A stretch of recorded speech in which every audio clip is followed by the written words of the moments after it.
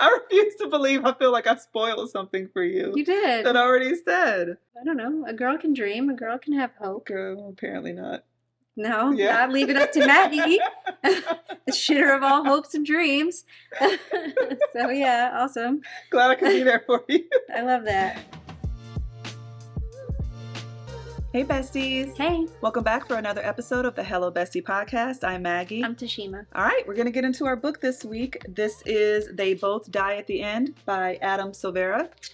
And a little synopsis on the back. On September 5th, a little after midnight, Deathcast calls Mateo Torres and Rufus Immaterial to deliver some bad news. They're going to die in less than 24 hours. Mateo and Rufus are total strangers, but for different reasons, they're both looking to make a new friend on their end day.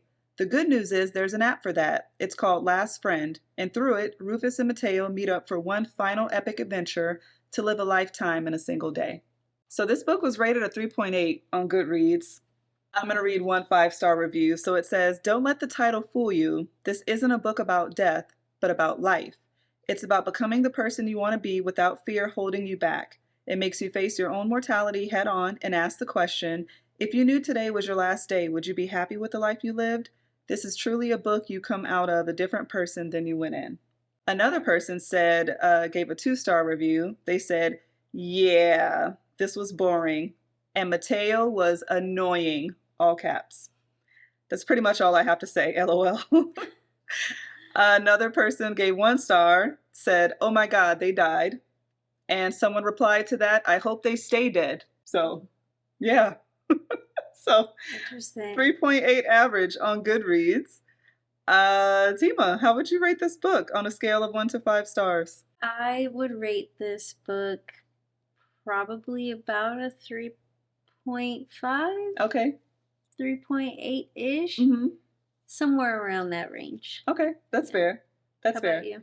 I would give it a 4. This book really, I don't think the writing was the best in terms of just, the writing wasn't the best. I feel like to give a book a 5, it has to have all of that. But for how it made me feel and how it made me think and just really care about these characters, and I didn't want them to die at the end. The title is a total spoiler, but the whole time I was really hoping something would happen and it wouldn't work out that way. Maybe he's talking more of like a spiritual death than a physical death, or but yeah, I give it a 4. Okay. Yeah. Fair enough. Yeah. So you and I have talked before that if you had the option, if you wouldn't want to know, if you could know what day would be your last day, that you wouldn't want to know. So I'm not going to ask that because we've already kind of discussed that. But if you got a call from Deathcast, what would you do on your last day? Oh my gosh. I would probably spend time with my family. Even if you knew that they could be harmed by being with you, because you don't know how you're going to die. And even if they don't get the call, there's no guarantee, you pretty much know they're going to be fine, but that doesn't make them, I mean, I would probably do something, I think it was Rufus who threw himself a funeral. Yeah. Like, I would probably do something like that, like a final hurrah, and then, go and explore. And I don't know, like, I feel like Rufus's journey with Instagram and all of that stuff, like, that seemed like the perfect way to document that. So probably something along those lines. I think Rufus, his whole backstory was just very, very sad because he had a firsthand account with Deathcast, and when they talked about his parents getting the call and then finding out that his little sister, was going to happen to her too, and their parents arguing with them on the phone. Yeah, I ask you, like, would you want to spend it with I would want to spend it with my family too, but I would want to do that, but I think I would say, let's not. Maybe we see each other one last time, do our goodbyes, kind of like you just mentioned, like a final hurrah. You guys can come and celebrate me and then go away, because I don't know how this is going to happen to me, and I really don't want anybody else getting hurt throughout all of that. So having said that, another question I had was, would you tell people? Because Mateo, when he was going to go visit his best friend Lydia, he already gotten the call. He wasn't going to tell her. Yeah. How did you feel about that? I get why he did what he did because of what happened with her fiance or whatever. But I'm a big advocate of allowing other people to have closure when it comes to stuff like that. So I wouldn't want to rob any of my loved ones the opportunity of being able to say the things that they wanted to say. I agree. So I would definitely, as painful as it would be, I would definitely say that. I would too. That was well said, because you would hate to die and then have a family member live with, I wish I would have told him or her that. And the last thing I said was, you know, can you bring me some eggs or something? You know, something really insignificant. So, what did you think about the whole concept of the book about Deathcast and, you know, here's some coupons to go to these different things, and hey, the diner is having half off, 10% off in days. Yeah. I think the concept was interesting. I don't like it. Like, I wouldn't want to live in a world like that. Right. I think it's super unfair, and I guess part of me is interested in like the conspiracy theory of the why. Like, it was kind of giving not Hunger Games, but like the elimination, like population control. And I didn't like that, you know, just a random computer generating who supposedly who gets to live and who dies. And regardless of age, status. I mean, it seemed fair in that way, you know, like it doesn't matter really your like economic status, socioeconomic status. When your number's called, your number's called. But I didn't like it. I think I would have liked more background, and I understand why he didn't, obviously, on how it came about, how they know, because I have to believe that it's going to come in like future books. I would think so. Because there's other books, so because they did mention like a little snippet of it. So I guess not having read those other books, I wonder if that's something that is going to be brought up later. It kind of put me in the mind of, gosh, what are those movies called? The where people get one day to kill whoever they want, and the government set this up. The Purge. The Purge. Yeah, it kind of reminded me of that. Initially, I was thinking, did the government set up Deathcast, and how could they even set up such a thing? But then it mentioned that the former president got the call and basically tried to hide in a bunker and then was killed by one of the Secret Service. You know, Deathcast is 100% correct all the time. I felt so bad initially for Mateo, the call that he got, where the chick was like, oh, Timothy. He's kind of like, whoo. She's like, oh, my bad. That was the other guy. He did not take the news well. Are you Mateo Torres? And then sorry, it's been a really crazy day. And then at the end, she's called him Timothy again. I thought it was realistic in that people will always try to take advantage, and no matter what job you have, we've talked about before, some professions you should just be more caring naturally, but then some it's just a job to you. Like her, she's just trying to meet her quota and just trying to make as many calls as she can. Essentially like you would do in like a call center type of thing. Like no emotion, no today's your last day, go on this website to make your final arrangements. Here's the weather forecast for the day. I felt like Rufus's call was more personable, but then felt a little more realistic too. Not a little more, but like it gave you two different versions of how that could go. Yeah, I like that. But Rufus also told him, "Can you just be a human?" And I like how I didn't like how the caller, but you know, Victor, I think was his name. Like, you want me to be more realistic? Okay, well, how about I just had to call a mother and tell her her 4-year-old daughter's going to die today, and have her beg me, how is this going to happen? How can I stop it? Then I had to call child services because it's very likely she may be the one to hurt her daughter. So, but unfortunately, I have a lot more calls like this. I have to make heralds, I think they call them. So do you think you could be a herald, like in that world, in that situation, be someone who made that call to people? I feel like I could, because I would take the compassionate component extremely serious. Knowing that, you know, like I would want to be the person who could be like give you this news in the most peaceful way possible, and hopefully prevent you from getting somebody like the other one. Yeah. Who's like, sorry, I'm trying to meet a quota. Right. Even though I'm currently under investigation for being able to make so many calls. Right. The only way that I could see myself doing that, though, is if it made me exempt from Deathcast. Because if I had to work in that environment all day, and then I'm still gonna get a call, no thank you. That just seems for a very draining and miserable life. Yeah. So, yeah. I think I could... Okay. I would be good at it, but I would be very inefficient at my job. Because I would be the one that has a hard time hanging up on people. If someone's crying and they just want, like... Yeah, like 3 calls a day. Yeah. I would be very... Just on the phone with them all day this long. is not the call for you. You need to be the person at the hospital holding their hand for those people. So, yeah, I just... And the one chick who Mateo met online, and she's like, oh, you dead guys are always so... I'm like, there's a hustle for everything. There are going to be groups where people like, yo, you want to get one last little whatever, come holler at me. Break in your house because they know that you're about to be...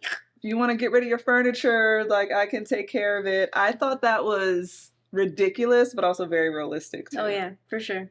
Very realistic, too. What did you think of the romantic storyline between Mateo and Rufus? I didn't see that coming. I didn't know that was going to be a thing.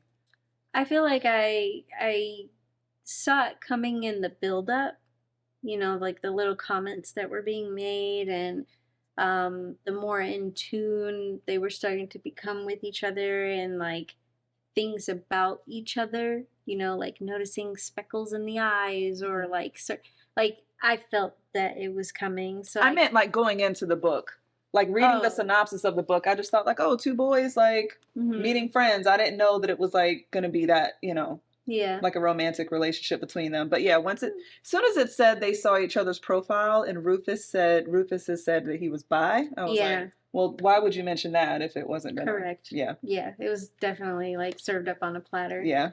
I don't know. Neutral, I guess. I understand why it needed to be there, you know, in terms of like the ending. But I don't know. I felt really bad about Mateo's dad. Yeah, that was really devastating. That part in the hospital, like at the end, was really heartbreaking. Yeah, absolutely. So most of the story is told from Mateo's and Rufus's point of view, but they every so often would have these randoms. Did you think that made sense? Did you appreciate that the author doing that, or were you kind of like, what is this about? When it first started happening, because it didn't happen in the very beginning, I was like, what? Got another... But it was so far into the story that I didn't understand just this boop. Another person didn't get a call from Deathcast today, but da-da-da-da-da. I was like, I know we're not about to introduce another person. Right. But then, obviously, towards the end, you kind of understand how... It was kind of like the movie... Is it Traffic? Or Crash, like where there's all these different storylines, but they all kind of end up overlapping with each other. I think it's called Crash, but I've never seen it. Okay. All these things where these people are all kind of like overlapping each other, but they don't even really realize that they're all interconnected. Right. It gave me that. Okay. So like it made sense, especially when you have like the explosion and like, which I didn't really care for that part. Yeah. But I was like, what? Yeah. Like we're just an explosion. We just get up and walk away. That was random, right? But yeah, I don't know if that answered your question. No, it's fine. It's fine. So the author said that he was very similar to Mateo.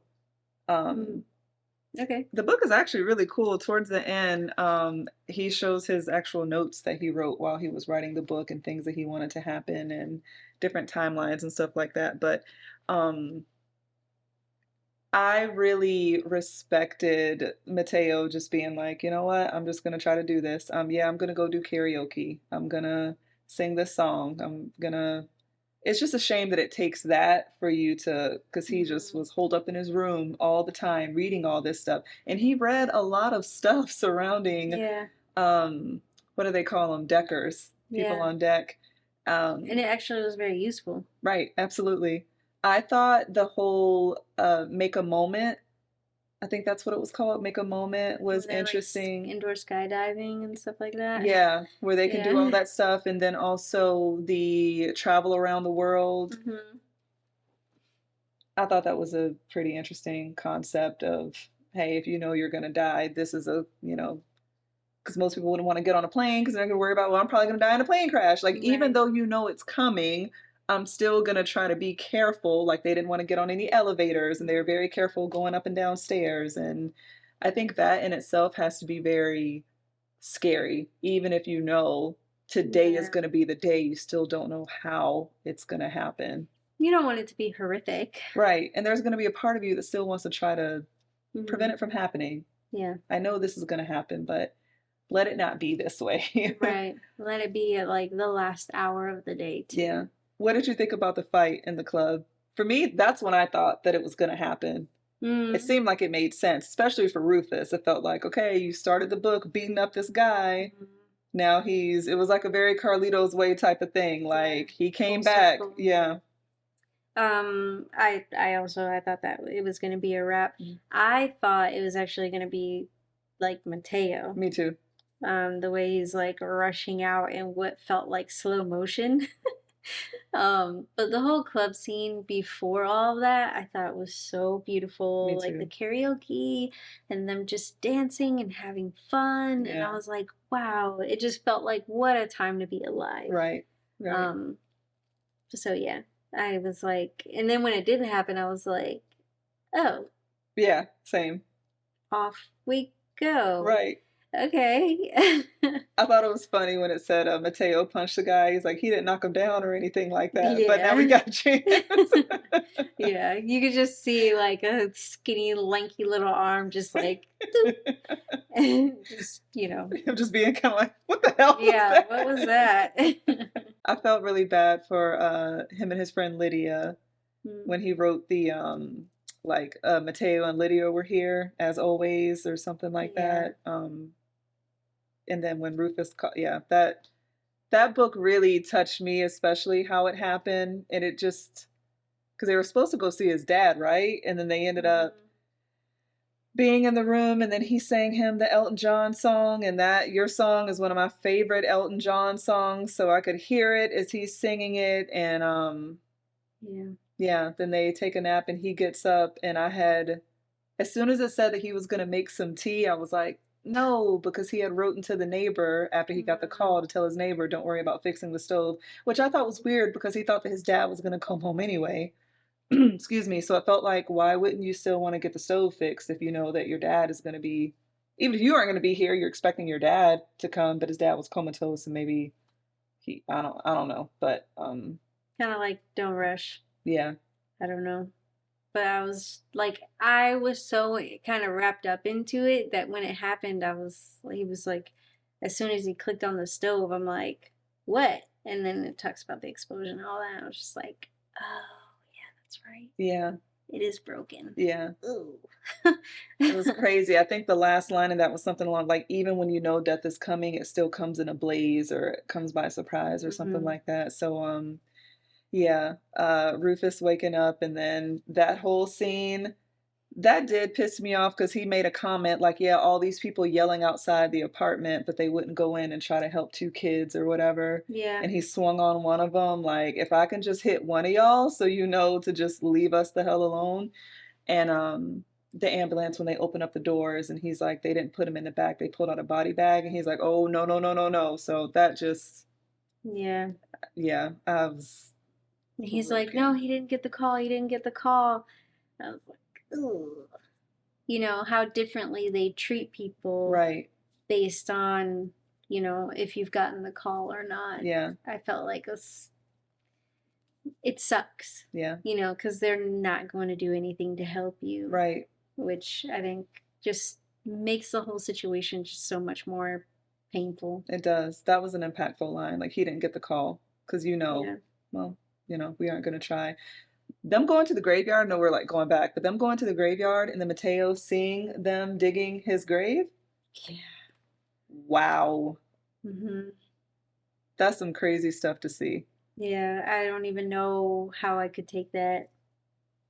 That's some crazy stuff to see. And they both had experienced loss. Mateo's mother had passed away, and then Rufus lost his whole family.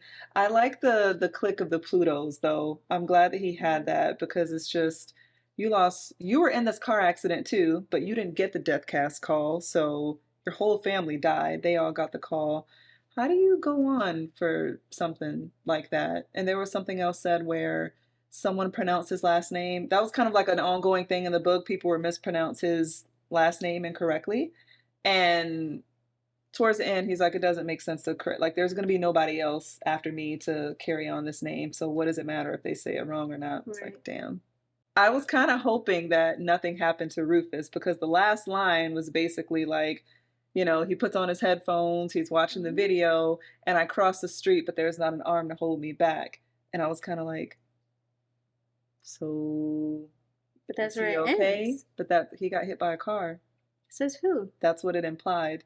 It implied. Well, It the didn't author ended up. say. I went down the rabbit hole because I was just still hoping Okay. something happened. Well, But all of yeah, us didn't go down the rabbit hole, Maggie. yeah, Some of us are thinking that maybe he's gonna pop up in the next book. yeah. No, the author killed that. To the author, it was very clear. This is what that means. I told y'all they both died at the end. I lived up to that and I made it happen at the end. For me, Great. I would have appreciated, I'm sorry I ruined your hope, but yeah. I would have appreciated one last line of, I didn't see the car coming, or all I saw was headlights, or, because to me, that would have solidified, like, oh my gosh, instead of being like, but did he survive? Google, oh, damn. But then listening to other reviews, other people were like, yeah, it was obvious because Mateo pulled him out of the way the last time because he almost got hit by a car earlier. Specifically said there wasn't an arm to hold him back, so this time he got hit. And I was like, well, maybe I was just being too hopeful because I kind of let it to. Hope is nice. Sorry, I dashed that for you, even though, you know, spoiler. Yeah. They did both die at the end, as the title implied. Well, that's enough of that then. I refuse to believe I feel like I spoiled something for you. You did. That I already said. I don't know. A girl can dream. A girl can have hope. Girl, apparently not. No, Yeah. not leave it up to Maggie, the shitter of all hopes and dreams. So yeah, awesome. Glad I could be there for you. I love that. All right, besties. On that somber note. Yeah. All right, besties. So we will see you in the next episode. We are going to review Stolen Tongues by Felix Blackwell. Yep. All right, besties. We will see you next week. Bye. Bye.